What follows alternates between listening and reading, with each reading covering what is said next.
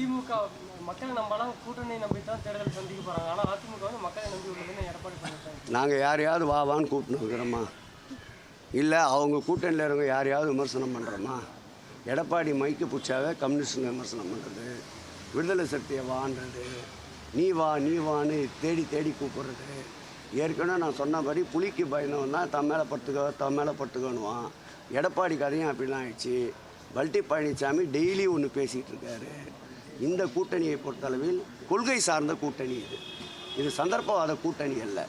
கொள்கை சார்ந்த கூட்டணியின் தலைவராக இருக்கின்ற மாண்புமிகு எங்களுடைய தமிழக முதல்வர் அவர்களை முழுவதுமாக இந்த கூட்டணியில் இடம்பெற்றிருக்கின்ற கட்சிகள் நம்புகின்றன.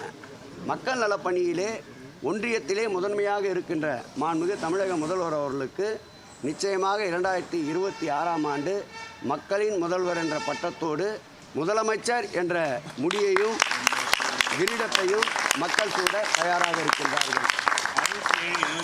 மாற்றம் வந்து 26லையும் வரும்னு விஜய் சொல்லியிருக்காரு. அண்ணா வழியில் நாங்கள் நடப்போம்னு சொல்லிட்டு மாற்றம் வரும் நிச்சயமாக. இன்றைக்கு அரசியலே வருகிறோம் என்று சொன்னவர் 2026க்கு பிறகு நான் சினிமாவிற்கு செல்லுகிறேன் என்ற மாற்றத்தை ஏற்படுத்துவார். தமிழ்நாடுன்னு ஒரு பிரச்சாரத்தை தொடங்கியிருக்காங்க.